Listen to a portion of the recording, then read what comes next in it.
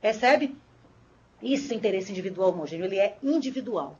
Ele é meu, eu posso ter ele com exclusão de qualquer outro. Agora, como muitos podem ter com exclusão de qualquer outro, o que é que eu faço? Eu coletivizo a demanda. E aí, legitimo quem é perseguir interesses individuais homogêneos? Geralmente, as categorias representativas de determinado segmento, tá? Como você vê muito mais fácil o direito individual homogêneo nas demandas ao direito consumerista, ao direito do consumidor, porque ela nasce muito mais aí, tá? Mas ela é uma ação que ela é individual, o interesse individual é meu, com exclusão de qualquer um, como é de Pedro, de João e de Francisco. Aí, para evitar que Pedro, João e Francisco todos façam, o que é que eu faço? Nós nos agrupamos, todos, uma entidade representa a todos. Então, você às vezes cria associação para defender apenas o interesse individual homogêneo. Das roupas brancas compradas com marca de ferrugem na M-Officer. Pronto, todo mundo. Aí uma única associação vai defender o interesse que é de todos aqueles. Você constitui uma instituição sobre aquilo. E o magistrado poderia, em uma sentença dessa, constatando que o vício do produto, ou do que o seja, ele atinge indistintamente um número indeterminado de pessoas, que na hora da execução vem um problema insuportável, que é de você estimar o dano individual que foi causado a cada um. É mais uma diferença dela. Enquanto na ação civil pública, na coletiva, você pode se satisfazer apenas com a questão de que houve, com a cessação da conduta, ali não, ali eu tenho algo mais. Quando eu entro com interesse individual homogêneo, eu tenho que abrir um espaço, e você lança um edital público para que todos os afetados se habilitem no processo para obter a satisfação daquela pretensão, você possa quantificar. Tanto que esse é o modelo que você usa para liquidar a maioria das sentenças coletivas, porque exatamente o direito individual homogêneo é que o direito teve que se organizar para satisfazer a ele. A via de defesa dele é a ação civil coletiva. Ele é diferente do interesse difuso e do coletivo, porque ele pertence à minha Delamare, é meu, mas também é de Francisco e de Pedro, na mesma medida, o interesse patrimonial, que eu posso sozinha, tranquila e serenamente defender. Não precisa que ninguém se arroube nisso. Ou que um juiz, dentro do ordenamento norte-americano, e aqui seria possível também, quando você atribui os efeitos erga omnes, mas como você aqui limitou a questão da legitimação, você cortou um pouco essa grande virtude das ações civis coletivas. Elas foram feitas fundamentalmente para interesses individuais homogêneos. Dentro do mundo do consumo, dentro do Estado liberal, dentro das relações de mercado, ela nasceu para isso, para impedir a multiplicação de demandas que tivessem o mesmo objeto. O carro está defeituoso para uma, aquela série é defeituoso para todos. Aí vocês veem, é muito comum nos direitos individuais homogêneos, o recall. Vocês veem, vez por outra, retirando isso é próprio de quê? Interesse individual homogêneo. Não de uma categoria determinada. Até porque ela é impossível de determinação, ela pode ter em qualquer canto. É diferente dos empregados da fábrica X. Aí, ó, categoria determinada. O que não é determinado, porque no futuro eu não sei quem vai trabalhar lá, é o coletivo. E aí vem a diferença. Mas a gente volta a ela. Ficou claro? Será que ela ouviu? Você pode me responder, princesa? Ficou claro? Ficou claro, obrigada. Tá? Ficou claro. Joia. Mais alguma pergunta? Diga, meu amigo. Não, só levantou a mão. Vamos lá.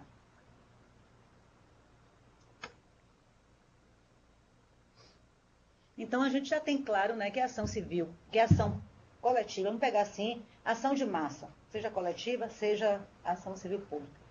Elas têm que atender às condições da ação, de qualquer ação, e tem que ter os requisitos de desenvolvimento válido e regular do processo. Então, eu tenho que ter uma demanda apta, eu tenho que deduzir bem os fatos e os fundamentos do pedido, tá? Tem que fazer bem o enquadramento jurídico, eu tenho que ter uma inicial apta, eu tenho que ter uma citação válida em relação àquele contra quem eu vou pedir a emissão da ordem de fazer ou não fazer e de dar. Então, todos aqueles requisitos que a gente conhece dentro do processo civil, eu pego eles e levo integralmente para a ação civil pública ou para a ação civil coletiva.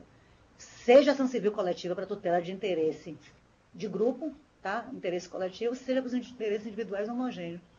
A gente vai ver uma diferença delas lá no final, na hora da execução, na liquidação do julgado.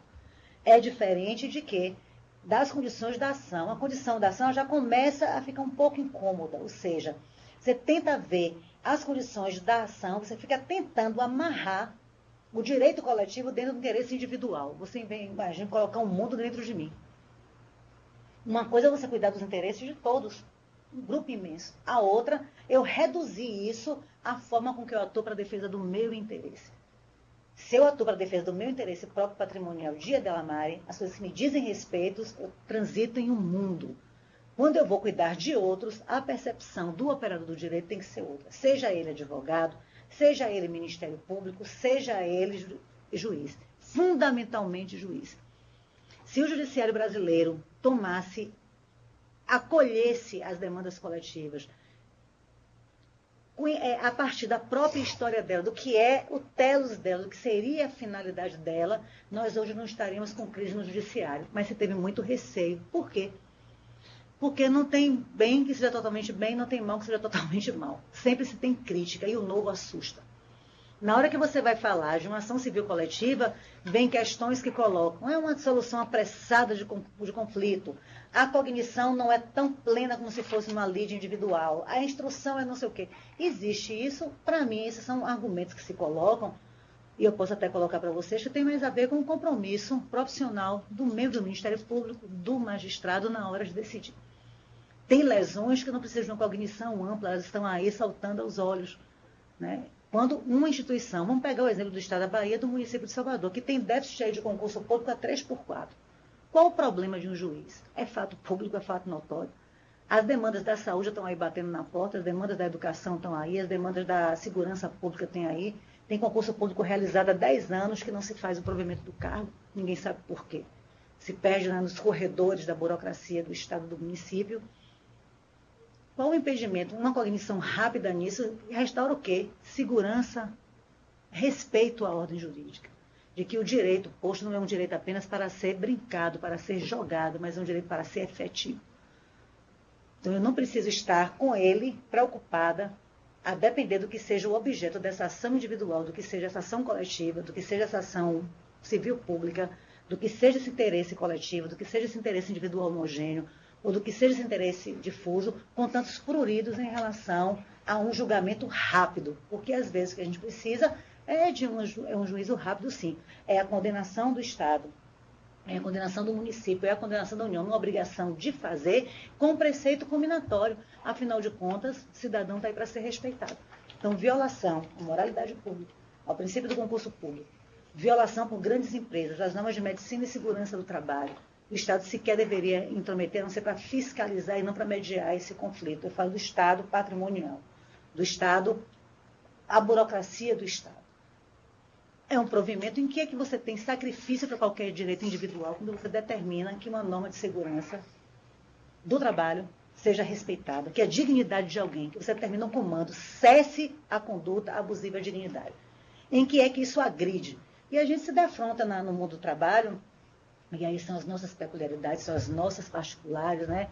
São as nossas quisilas, se você parte para uma outra linguagem, dentro do que é o judiciário.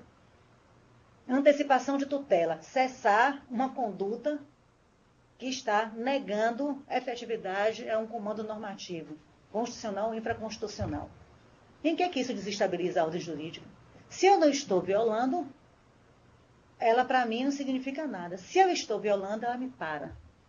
E o Estado, o juiz, pode fazer uma boa cognição, ele pode fazer uma boa investigação, ele pode fazer uma boa instrução probatória. Mas, enquanto isso, ele está, até pelos indícios que são colocados, protegendo um bem muito maior. Então, você tem muito comum em deferimento de antecipação de tutela de liminares sobre esse argumento. Não vislumbro um risco imediato. Como que não vislumbra? Não está pagando hora extra, está lá, ali a comprovação, o inquérito civil público juntou as peças, estão todas lá.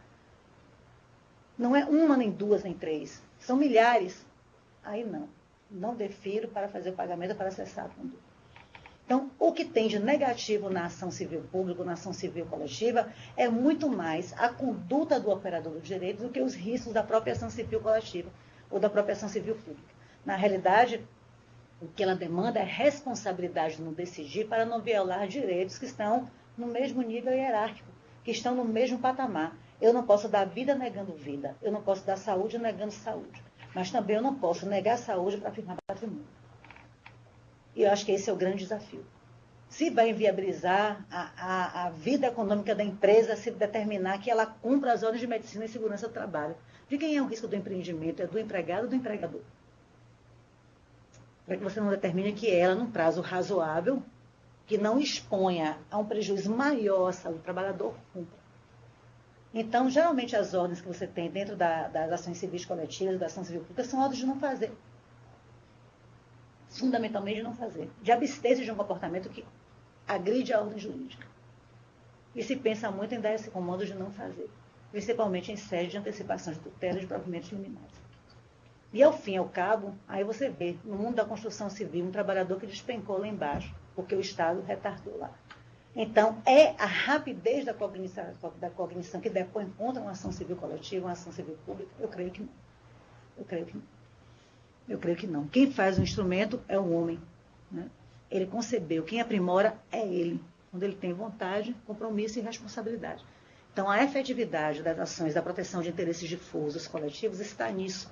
Eu me ver um pouco no outro. Eu me ver um pouco no cidadão. E de tendo a minha pena na mão, eu poder efetivamente dar o direito a quem tem direito. Fazer cessar uma conduta abusiva. Ou pelo menos sinalizar que se ela existe, cesse. Então, isso não é obstáculo. Então, os aspectos que colocam de violação de direito individual, de rapidez do julgamento sem uma cognição mais ampla, me parece que isso depende muito mais do perfil do operador do direito do que do próprio instituto da ação civil pública ou da ação civil coletiva. Tá? Pois não. Vamos lá. Bom Jesus da Lapa.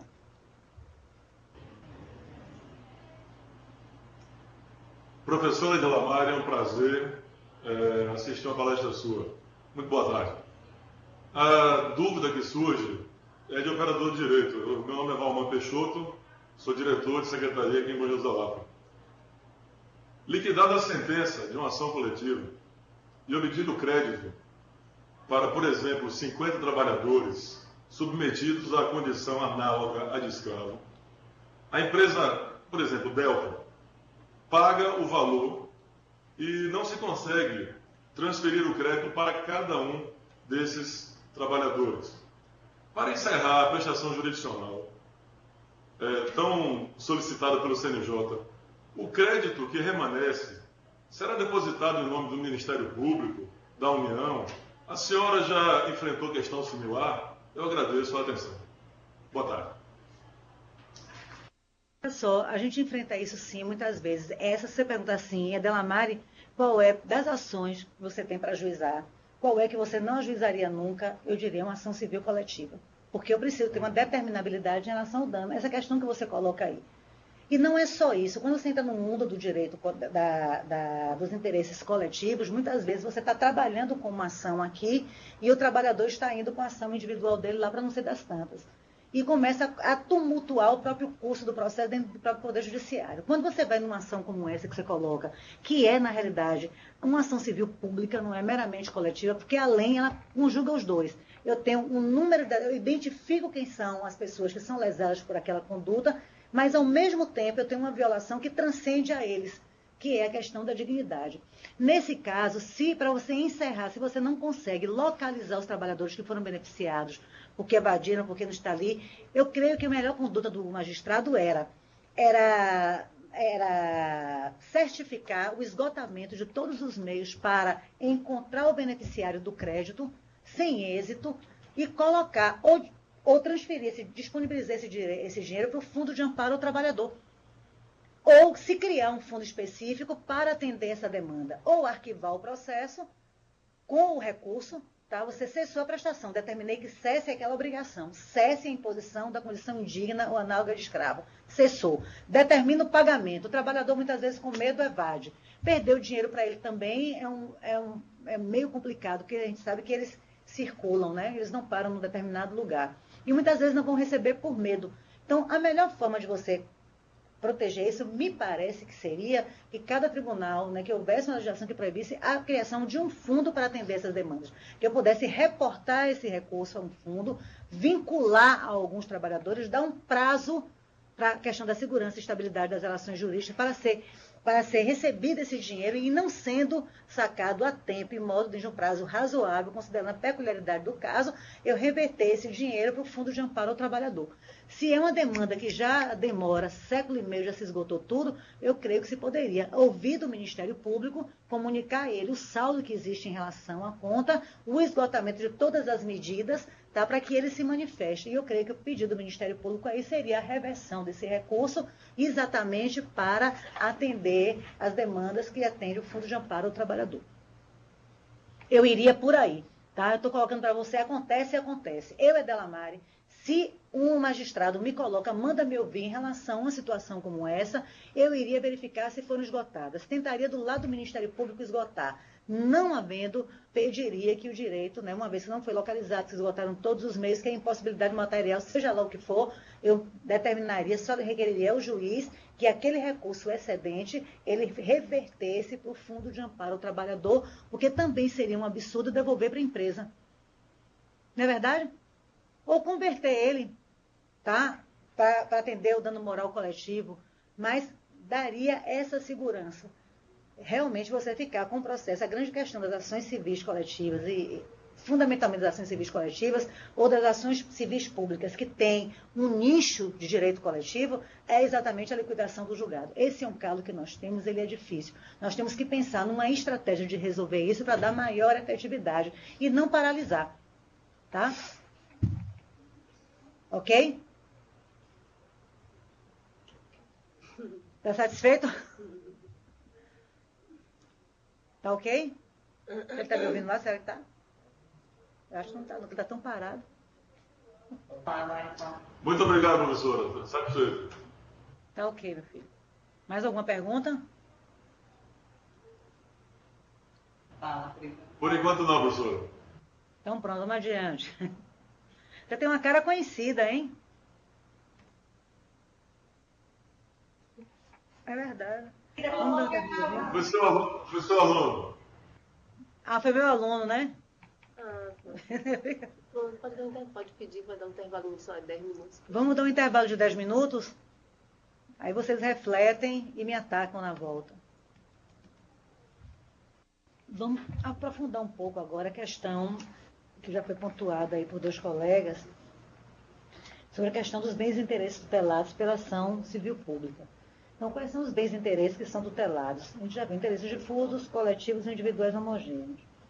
O que é que a gente vai verificar aí de traço comum? Primeiro, qual é o marco normativo que define o que seja um interesse difuso, coletivo e individual homogêneo? É o artigo 81 do Código de Defesa do Consumidor. E quais são as noções básicas que a gente precisa ter para compreender o que é o interesse difuso, coletivo e individual homogêneo? É exatamente a questão da transindividualidade, aquilo que transfere a esfera do individual, que transporta, né, a indivisibilidade e a titularidade do direito. Eu vou ler para os senhores o artigo 81. Se os senhores estiverem com o Código de Defesa do Consumidor, alguma forma de acesso, seria interessante. Eu vou ler pausadamente, tá? Então, a defesa dos interesses e direitos dos consumidores e das vítimas poderá ser exercida em juízo individualmente ou a título coletivo. O que é que está dizendo? Uma lesão de interesse difuso, de um interesse coletivo ou de um individual homogêneo, ele tem uma carga de concretividade. Quando eu nego o princípio do concurso público, a administração pública, o Estado faz isso, eu tenho também alguém que individualmente é atingido, ou seja, a lesão se concretiza. A lesão ela não fica só no plano macro e abstrato, senão não seria lesão. Então ela prejudica alguém. E essas pessoas podem ser identificadas e podem buscar a tutela no plano individual. Então, o Código de Defesa do Consumidor é muito claro nisso. Vamos trabalhar com o artigo 81. A defesa dos interesses e dos direitos dos consumidores, vamos tirar a expressão consumidor e colocar no mundo jurídico, porque o que nós temos de marco para tratar dessa questão é exatamente o Código de Defesa do Consumidor. Na verdade, é ela que dá um início, da mesma forma que a ação popular que nos dá um dado do que é um ato administrativo nulo, anulável, que são os requisitos, que é um elemento de um ato, que é um pressuposto de um ato. Esses conceitos que a gente tem de marco normativo, de marco jurídico, para tentar fazer uma construção doutrinária está na Lei de Ação Civil Pública, com as alterações posteriores que ela sofreu, e está no Código de Defesa do Consumidor, com as alterações que também sofreu. Então, vamos pegar isso bem clarinho. A defesa dos interesses e direitos dos consumidores e das vítimas, tá, poderá ser exercida em juízo individualmente ou a título coletivo. Ou seja, uma ação não exclui a outra. A coletivização do conflito não exclui que eu, Edelamari, que fui lesada, não possa buscar a satisfação do meu direito. Por exemplo, vou citar um. Fazem concurso público, tá? E há a preterição da ordem de classificação. A violação há. Eu violei o princípio do concurso público, ele tem uma carga de efetividade que está posta na própria Constituição Federal. Ele diz, a violação determina que seja observada a ordem de classificação. Porque senão eu vou estar violando o princípio na hora que eu suplanto o que está em primeiro lugar pelo que está em segundo, o que está em décimo. Eu, Adelamari, fui prejudicada. O Ministério Público do Trabalho tem ação, ou o Ministério Público, de um modo geral, tem ação contra isso? Tem uma ação civil pública. Ou uma ação civil, ela tem o aspecto do público, que é o interesse difuso da preservação da ordem, tem o coletivo, que marca aquele grupo de pessoas que foram prejudicados pela preterição, e tem o de José Joaquim da Silva Xavier, que foi direto e imediatamente lesado, inclusive com danos patrimoniais em relação a isso. Ele não pode buscar tutela de insinuação individual? Pode. Ele pode entrar com ação contra o Estado, requerendo a nomeação dele, imediatamente, porque houve a preterição, comprovando que houve a preterição, ele pode fazer isso imediatamente, e, sem prejuízo disso, o Ministério Público do Trabalho, ou o Ministério Público, de um modo geral, poderá buscar o quê? A restauração da ordem, o respeito ao artigo 37, não me lembro agora o inciso, que trata da observância obrigatória da ordem de aprovação. Então, uma questão não exclui a outra. Ou através até, por exemplo, não houve concurso público, o Ministério Público entra com ação civil pública. Um cidadão qualquer pode entrar com ação popular. Ele é cidadão. Ele tem tanto interesse quanto eu na preservação daquela ordem. Ao fim e ao cabo, quem é o destinatário daquelas ordens? É a cidadania. Ele individualmente pode postular uma ação que vai ter uma repercussão também ampla. Vocês percebem? Eu posso. A lesão a um direito difuso, ela pode ser concretizada num caso concreto. Um fato. Por exemplo, vamos pegar ali o Japão, não explodiu aquela beleza daquela usina atômica? Explodiu. Tá? Kurosawa foi atingido. Teve um dano específico à saúde dele. Então, uma coisa é proteger, entrar com ação contra o Estado, pedindo que adote determinados procedimentos para resguardar a saúde da coletividade. A outra coisa é o que, daquele ato do Estado, tá, em não cuidar da manutenção, da conservação, seja lá o que for, gerou para mim, Edelamari, enquanto pessoa física. Eu sofri diretamente um dano que é aferível, que é mensurável. Então, o fato de ajuizar uma ação civil pública, seja ou ação civil coletiva, para a defesa de interesses difusos, coletivos individuais homogêneos, não elide a postulação individual para a reparação do dano individualmente sofrido em razão daquela violação, em razão daquela transgressão. É isso que diz o caput do artigo 81, tá? E aí vem a defesa coletiva. Quando é que eu vou utilizar? E aí vem uma limitação da condição da ação. Ele diz o que é objeto específico da ação civil coletiva ou da ação civil pública. Ele diz, a defesa coletiva será exercida quando se tratar de interesses ou direitos difusos, assim entendidos para efeitos deste código, os transindividuais. Olha só as notas. O interesse difuso, ele é transindividual, ele ultrapassa, a lesão dele ultrapassa o meu universo para alcançar o de várias pessoas que estejam na mesma situação, tá? Naquele determinado momento de violação ao bem jurídico que a ordem quis proteger, é indivisível. Eu não posso pegar o princípio da moralidade ou o direito à dignidade e parcelar ele para quem seja. Tá? Ele não é apropriado. A indivisibilidade diz respeito à possibilidade de você apropriar um bem da vida com exclusão dos demais. Eu não posso dizer que o oxigênio, para mim, a não ser que me bote numa bolha, tá? Será puro com exclusão dos demais. Fora isso, o mesmo direito que eu tenho um ar puro, todo mundo tem. Então, ele é insuscetível de apropriação de um com exclusão dos outros. O que não impede, volto a dizer, que eu, Edelamari, que me aproprio tanto por tanto com os demais, me sinta particularmente afetada e busque uma proteção da minha esfera individual em razão daquela lesão. Seja pedindo dano moral individual, tá, um dano material, um dano moral, seja reclamando determinadas posturas de fazer ou de não fazer do poder público, de quem seja, que me esteja afetando, eu posso, isso não me impede, tá? Mas aí eu não vou estar, Delamare não vai estar lutando pelo meio ambiente como um interesse transindividual. Mas eu estou dizendo, como o meio ambiente não está sendo protegido, eu estou sendo afetada e estou com esse prejuízo concreto. Essa é a objeto da ação individual. Não é o outro que eu quero que mantenha a proteção desse meio ambiente, dessa ordem jurídica. Aí vem, interesses ou direitos difusos, assim entendidos para efeitos deste código, transindividuais, de natureza indivisível, de que sejam titulares pessoas indeterminadas e ligadas a uma situação de fato. Todo mundo que pode participar de um concurso público, o concurso não aconteceu, ou foi feito de forma a escamotear para proteger e favorecer alguém. Então, todas as pessoas estão ligadas à situação de fato. Qual foi? A realização ou não realização do concurso. A investidura sem concurso público. Na hora que eu investi José Joaquim da Silva Xavier sem concurso, eu estou lesando o meu direito de ser investida por concurso público. Tá? Mas essas pessoas, esse volume de pessoas que poderiam fazer o concurso, eu não posso determinar, individualizar. A questão de determinabilidade aí é de individualização, um a um, passo a passo. É isso que ele está trazendo aqui. Interesses ou direitos coletivos. Assim entendidos para efeitos deste código, os transindividuais, veja só, interesse difuso e interesse coletivo, ambos são transindividuais, ambos indivisíveis. No caso do interesse difuso, titularidade, pessoas indeterminadas. Interesse coletivo, quem é o titular? Grupo, categoria ou classe de pessoas ligadas entre si ou com uma parte contrária por uma relação jurídica base. No mundo do trabalho, nós temos a relação jurídica base, qual é? É o contrato de trabalho. Então, a maioria das ações são o quê? Visam a proteção de quê? De interesse coletivo, de direito coletivo. Perceberam? Mas existe uma certa determinabilidade. Referida à individualidade da Delamare, não. Referida ao quê? A um grupo, a uma categoria de pessoas. Essa é a diferença. Transindividuais, os dois, indivisíveis, os dois. Titularidade. O que muda do interesse individual para o interesse coletivo é a titularidade. Sujeitos indeterminados. No outro, sujeitos que fazem parte de um grupo determinado. Perceberam?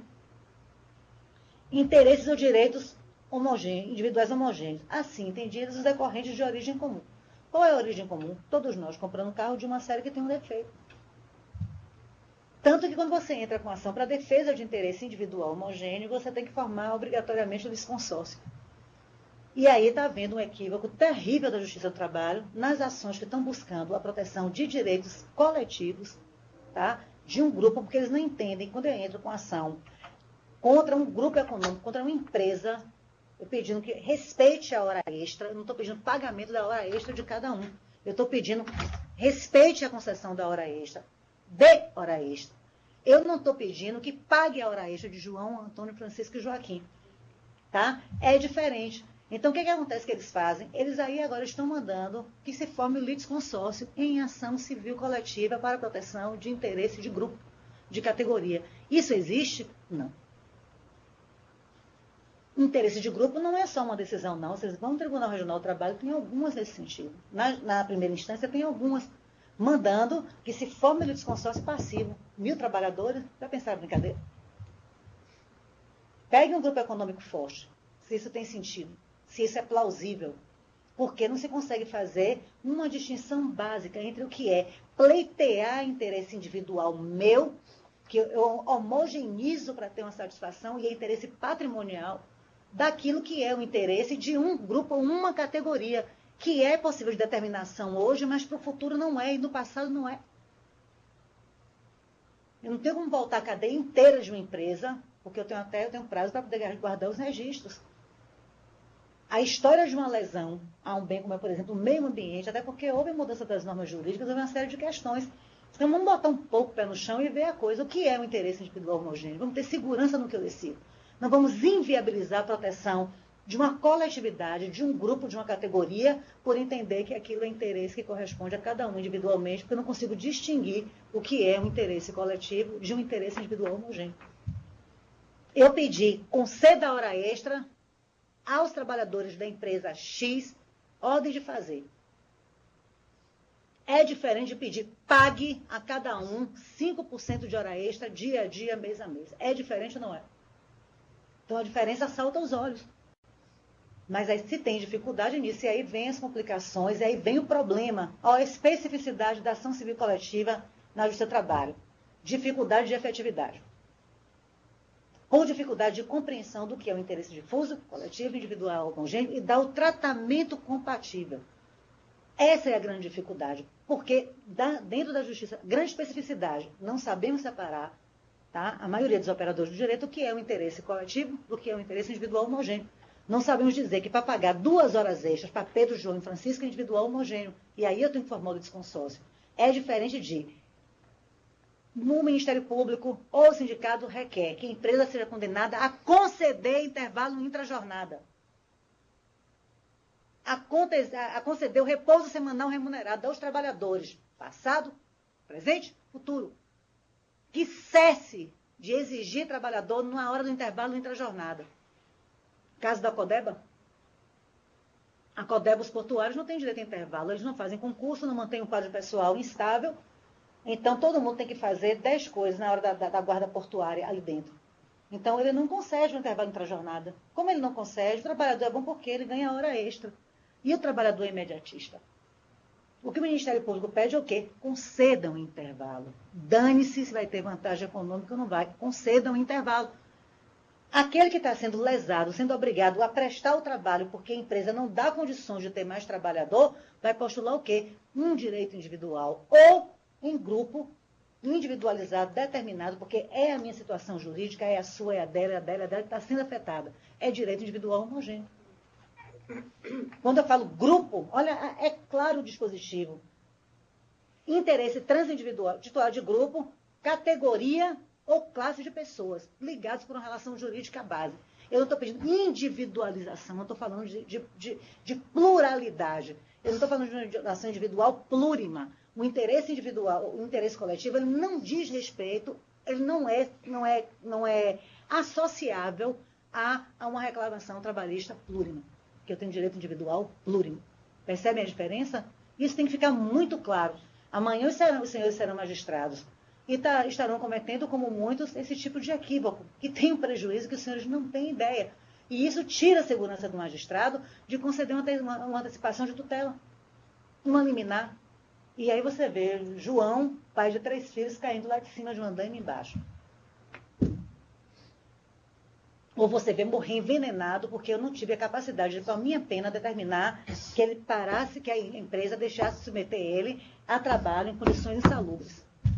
Ou porque eu não tenho coragem de conhecer que eu estou fazendo um trabalho, estou permitindo que o Ministério Público ou o sindicato ou uma associação bateu na minha porta e não tive a capacidade de discernir. Na dúvida, gente, protege o bem maior. Se eu não sei o que é o interesse difuso, não sei o que é um coletivo, o que é um indivíduo homogêneo, vai ter repercussão econômica? Não. Vai fechar a empresa, que é a grande preocupação de muitos magistrados na hora de decidir situações como essa. O que é que eu faço? Princípio da ponderação dos bens jurídicos. Razoabilidade e proporcionalidade.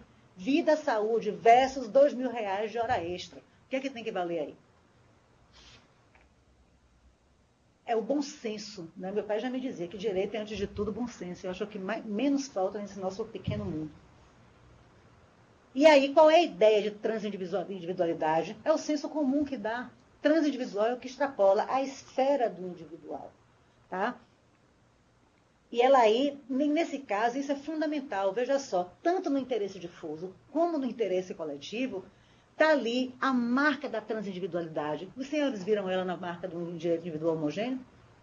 Não, porque ele é uma soma de direitos individuais. Por isso que você não viu no conceito dele a transindividualidade que está na lei. Ele se torna transindividual porque eu coletivizo a ação. Só por isso. Por uma necessidade de racionalizar o uso da atividade jurisdicional do Estado, que foi a grande origem, na realidade, das ações civis coletivas. Então, aqui eu peguei isso de algum lugar que eu não sei onde foi. A transindividualidade importa na absoluta irrelevância da determinação subjetiva para a configuração dos interesses difusos e coletivos.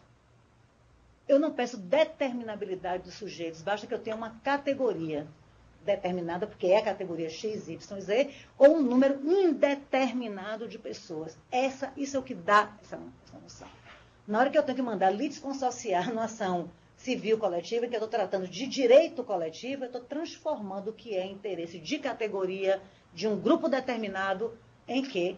Em direitos de um indivíduo, ou de um grupo de indivíduos, Pedro, João e Francisco, que eu determino, que eu pego ali, eu identifico, eu vejo, eu sinto. Ele tem existência real. E na ação civil coletiva e na ação civil pública, com base no direito, em interesses individuais, interesse coletivo ou interesse difuso, isso é impossível. Por isso aqui, a transindividualidade importa na absoluta irrelevância da determinação subjetiva para a caracterização do direito. Se eu tenho condições de determinar os sujeitos que serão afetados daquilo ali, tiro a ideia de categoria e transformo a categoria Delamare, Pedro, João e Francisco, acabou. Eu não estou mais no campo do interesse coletivo. E o juiz não pode tirar essa ilação a partir de lá. Isso já vem dentro da própria inicial. Tanto que quando eu faço meu pedido, eu tenho que pedir a citação, inclusive por edital, de todos aqueles que seriam afetados para formar o litisconsórcio. Esse litisconsórcio necessário é fundamental aonde, quando na ação eu estou discutindo direitos individuais homogêneos, de pessoas determinadas. Tá? Aqui eu não tenho essa nota. Então, no caso, o titular do interesse é a coletividade, o grupo. Quem a integra é elemento circunstancial. Se a categoria profissional dos trabalhadores da indústria petroquímica é formada por Pedro, João, Francisco, nascido em dia tal, pai, mãe, filho, isso e aquilo, isso para a ação, para a tutela de interesse coletivo ou interesse difuso, ela é absolutamente irrelevante. Não é em relação ao interesse individual homogêneo, por quê? Eu sou unida por uma situação de fato que faz com que eu me agrupe.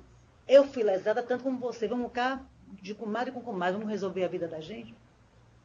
Isso é o que é o interesse individual homogêneo. Então, é diferente. Eu não posso tratar coisas tão diferentes como se fosse a mesma coisa. E matar o interesse coletivo. Matar a ação civil coletiva para a proteção de interesse de grupo, interesse coletivo, interesse de categoria, em que a qualificação de Delamare no processo, brasileira, casada, isso e aquilo outro, é um fator circunstancial e relevante, que vai ser relevante quando, lá no final, na hora que eu for liquidar a sentença, se tiver algum efeito patrimonial dela, que possa ser desdobrado, fracionado para aqueles sujeitos.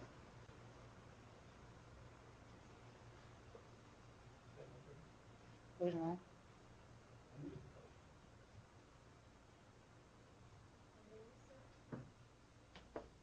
Pode perguntar.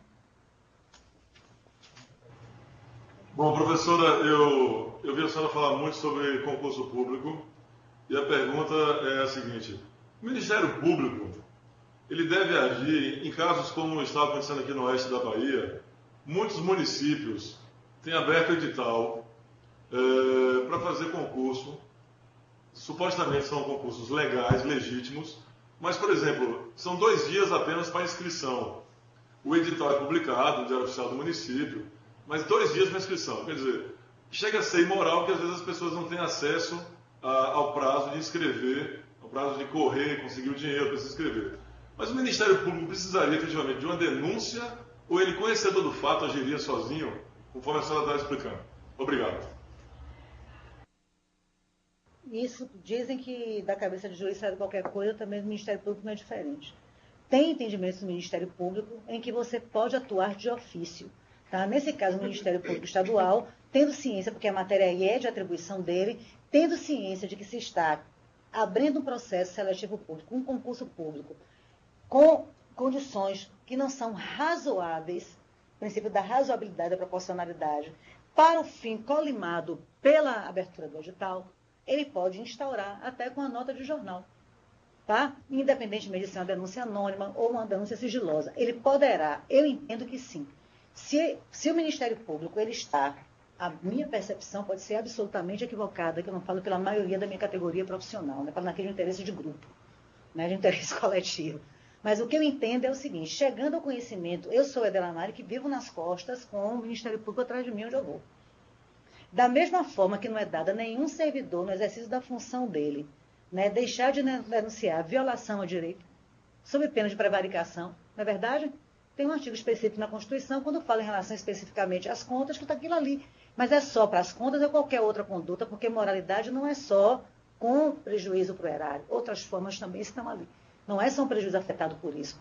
Eu entendo que ele, tendo ciência, principalmente se o fato no local tem repercussão ampla, notória, é comentado desde da cozinha de Dona Maria, naquele botequim da esquina, onde eu como meu negocinho lá, estou comendo minha comida caseira, tomei ciência, sim.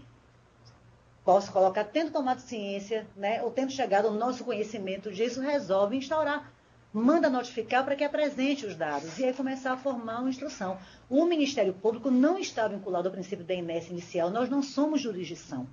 Nós somos parte em processo. Existe uma certa confusão em relação ao Ministério Público, em relação a que é a mesa de mediação e que minha ação é provocada para mediar. Mas isso impede que, diante de um conflito, eu instaure uma mesa de mediação, convite a uma mesa de mediação. O magistrado não pode fazer isso, mas o Ministério Público pode. Isso está a grandeza de ser Ministério Público. É você poder ousar, como você não está vinculado a esse impulso inicial, essa provocação inicial, essa inércia, você pode sim. O que você não pode é fazer isso com a carga do quê? Do abuso. Não é verdade? Mas desde que você tenha, é proporcional, é razoável, não. Isso aqui no estado da Bahia, fiz eu e Rita Tourinho, que é da coordenação ela fica na coordenação, na coordenadoria operacional em relação, não é operacional, porque eles não criaram em relação à moralidade. E em determinadas situações se faz isso, e a gente fez isso em algumas situações. E chamávamos para conversar e verificar a situação para prestar satisfação nele. Ou tendo conhecimento, nada impede que você possa emitir uma notificação recomendatória, tendo tomado conhecimento, tá, conforme divulgado na imprensa local, tal e tal, e espera, só recomendando que, se está praticando, abstenha-se de e comprove a regularização da conduta num prazo tal. Muitas vezes a notificação recomendatória do Ministério Público é muito mais forte do que um termo de ajustamento de conduta. Termo de ajustamento de conduta para engaveta, notificação recomendatória ao nego treme. Por quê? Ela já sinaliza de que está ocorrendo uma lesão, de que ele vai instaurar e de que pode dar consequência, seja no plano penal, seja no plano civil, seja no plano esse e aquele. Então, eu creio que sim pode fazer, creio que deve fazer. Não em qualquer caso, porque senão você não dá conta. Mas se é um caso de relevância, é uma situação em que o valor jurídico está em jogo, eu vou esperar que mate, eu estou vendo que está matando, sou Ministério Público, estou vendo ameaça. Aí eu fico lá, vamos esperar, estou vendo ameaça, vou esperar terminar de matar, porque aí vai chegar na minha mão, então eu vou atuar. Seria isso? Um salário tão caro, né? Um valor, uma remuneração, embora sem reajuste há muito tempo, não legitima que você a transfira, saia da justiça e transfira para você o princípio da inércia da jurisdição. Essa não é a ação do Ministério Público. A atuação dele é em casos de relevância social, repercussão social. Que eu já coloquei para vocês, a relevância e a repercussão da atuação do Ministério Público, seja ex officio, seja provocada, não é a notoriedade do fato, mas a natureza da violação ao bem jurídico que está sendo praticado. Tá ok? Então pode sim e deve. Tá? Se ninguém fizer, faz uma denúncia ou anônima para o Ministério Público Estadual, que ele vai ter que atuar. Ou bota na imprensa, que na hora que bota no instante você pode fazer alguma coisa, cobrando dele uma ação.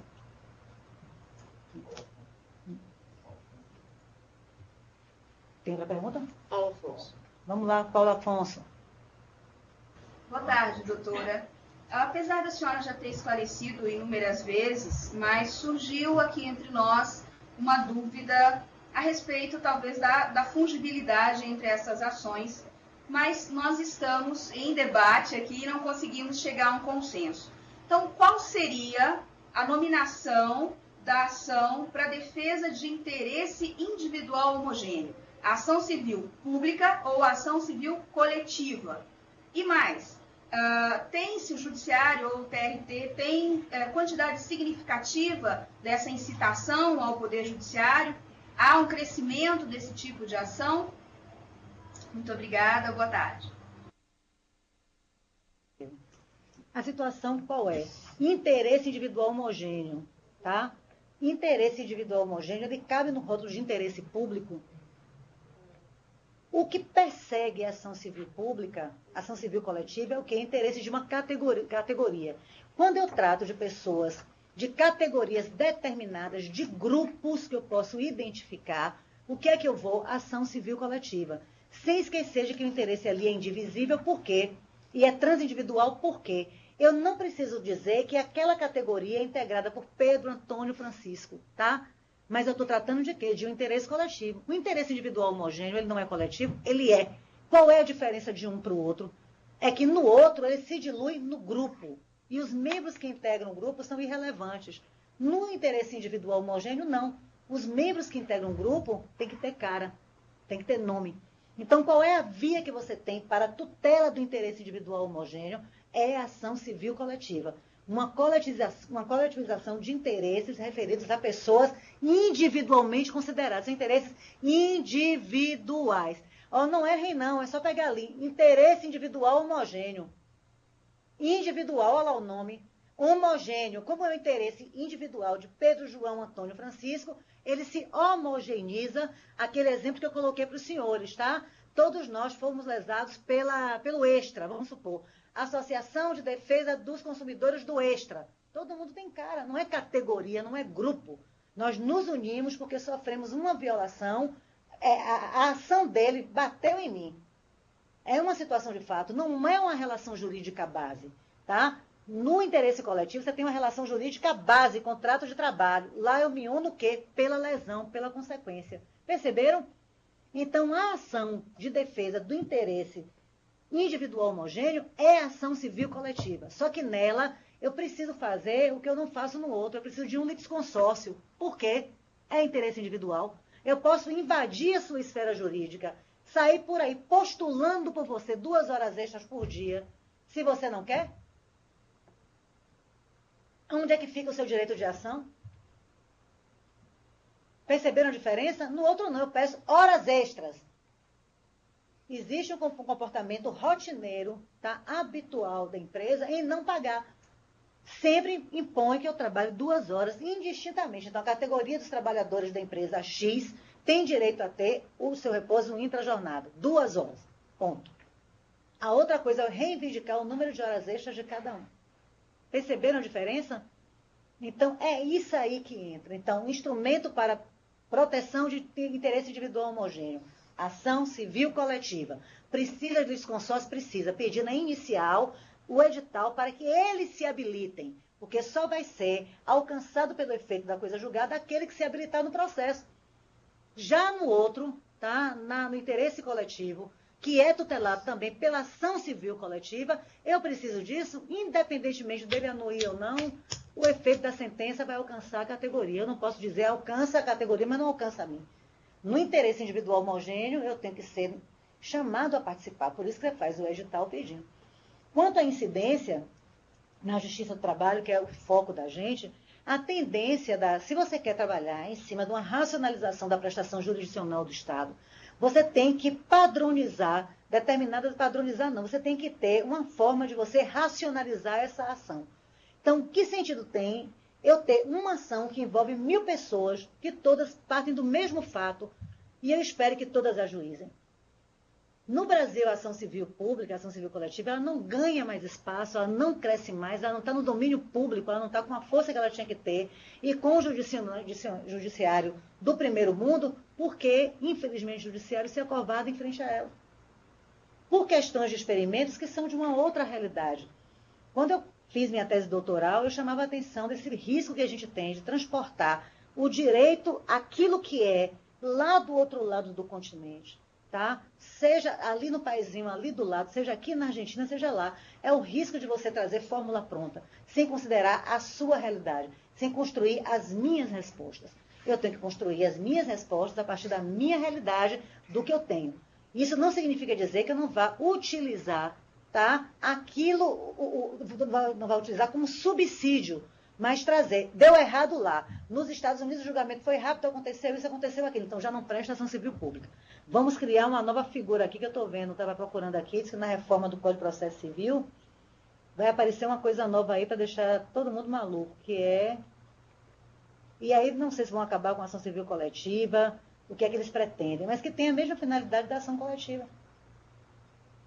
Eu dou aqui o nome a vocês,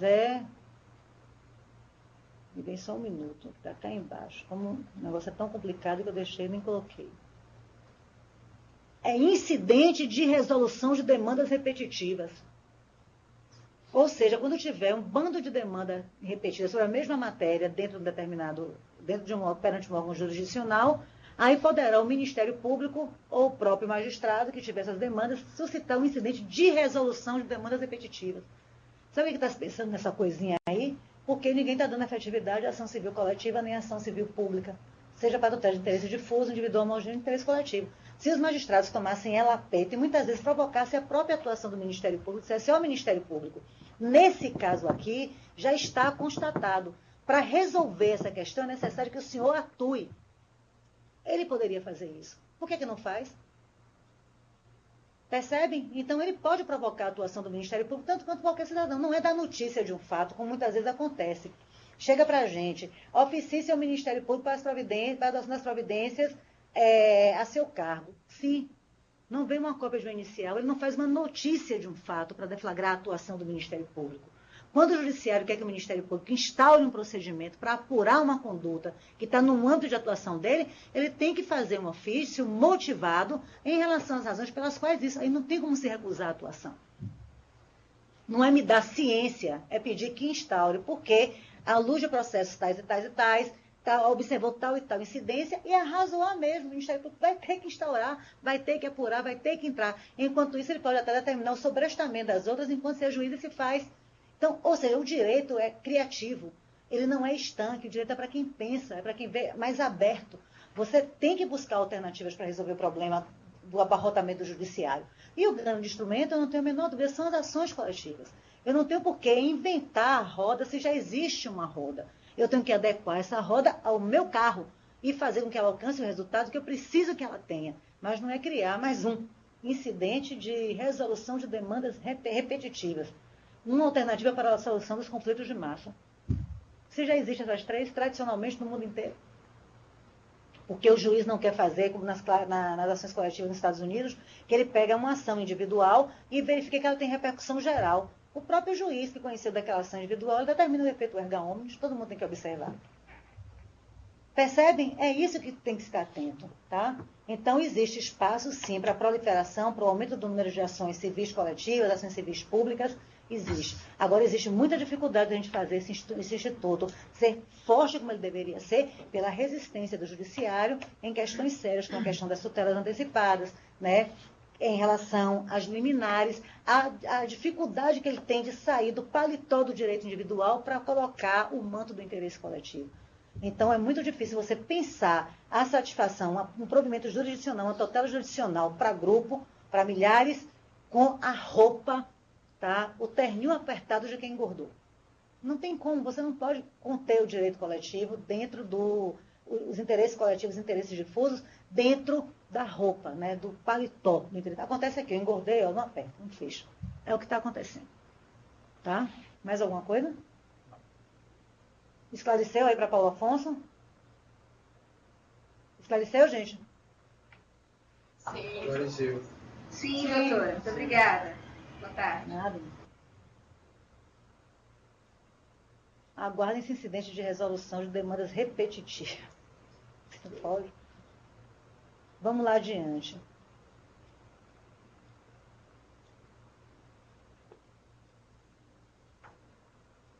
Seguir aqui o roteiro. Não se preocupe, não sou eu que sou lenta, não é o computador que...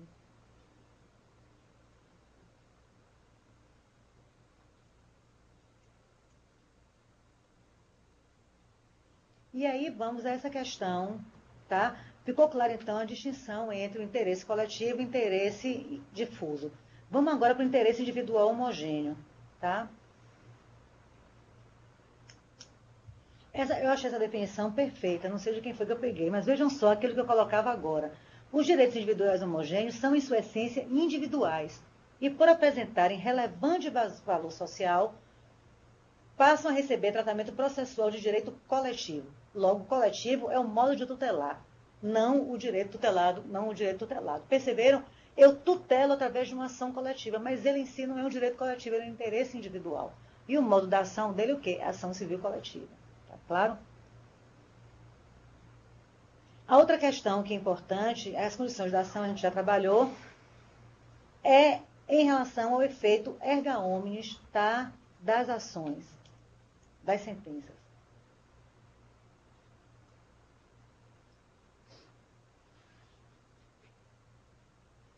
Porque a forma de você garantir a efetividade